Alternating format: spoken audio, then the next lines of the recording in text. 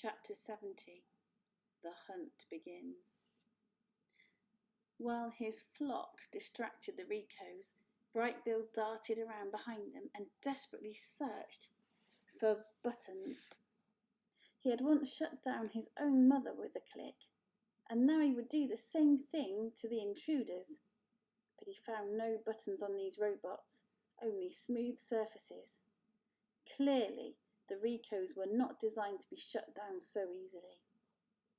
Giant hands swung through the air and the geese were swatted away. Loud Wing was plucked by her foot and flung to the ground. She crawled into the weeds as the others scrambled up and over the trees.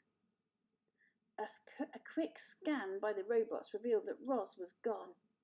The three RECOs turned and marched back to the airship. The door hummed open and the robots disappeared inside. And when they stepped back into the meadow, each was holding a silver rifle in his hands. The hunt for Roz was on. Without speaking, the RECOs marched away from one another, fanning out in their standard search pattern. RECO 1 marched straight toward the southern tip of the island. RECO 2 marched straight up the mountainside. And RECO 3 marched straight into the forest. The forest assault. RECO 3 marched through the forest with steady stomping strides. Oh, I like that, steady stomping strides. His blocky head swiveled from side to side, scanning for any sign of Roz. But he was distracted.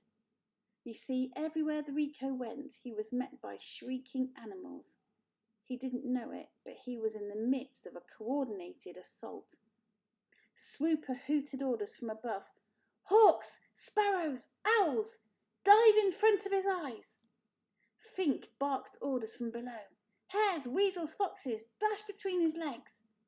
The forest was seething with an army of wild animals, distracting the robot, luring the terrible thing deeper into their trap. Chit-Chat leaped out from the branches and clawed at the robot's eyes, yelling, Anyone who shows up on our island and tries to take my friend's mother away has a big problem, which is me. Then she leaped back into the branches. The robot pointed his rifle at the squirrel and pulled the trigger. A blazing beam of light shot through the forest and sent tree limbs crashing to the ground. It grazed poor Chit-Chat, singeing the end of her tail, but she ignored the pain and scurried up to the safety of the canopy. With each stride, the ground grew a little softer and the robot sank a little deeper until he was up to his waist in heavy, thick mud. His churning legs slowed to a stop, and he stood there computing whether to move forward or backward. RECO 3 was now an easy target. Begin the bombardment, ordered Swooper. The sky darkened as a swarm of birds descended from the treetops. They swooped past the robot and splattered his face with their droppings. Bird after bird swooped and splattered, and the RECO's eyes were instantly caked in filth. Don't let up, screeched the owl. Give it everything you've got. There seemed to be an endless stream of birds with an endless amount of droppings. RECO 3 let go of his weapon and wiped his filthy face with both hands. That was the moment the fuzzy bandits had been waiting for. They dashed out from the weeds, snatched the rifle with their nimble hands and dragged it away. Tawny and Crown Point looked on from the underbrush. The buck lowered his head, and the raccoons carefully placed the rifle upon his antlers. Then the deer and the raccoons slipped into the shadows. By the time RECO 3 realised his weapon was missing, it was too late. He let out a sad electronic tone, and then as the birds continued their bombardment, the robot turned and blindly trudged back through the mud.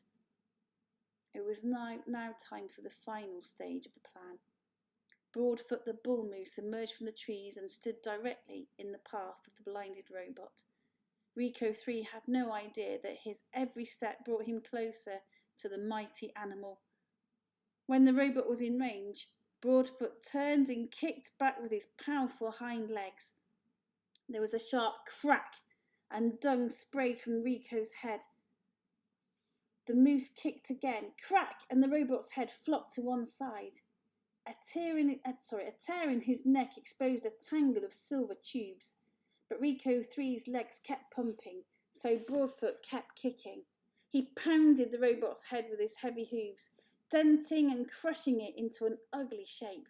And with one final crack, the head broke loose, soared through the air, and squelched into the mud. The headless robot fizzled and smoked. His legs ground to a halt, and he never moved again.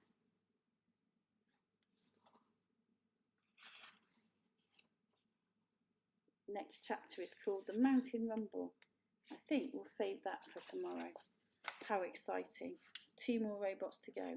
I wonder how they'll deal with them. Hope you're enjoying that. How exciting. I'll speak to you soon. Bye for now.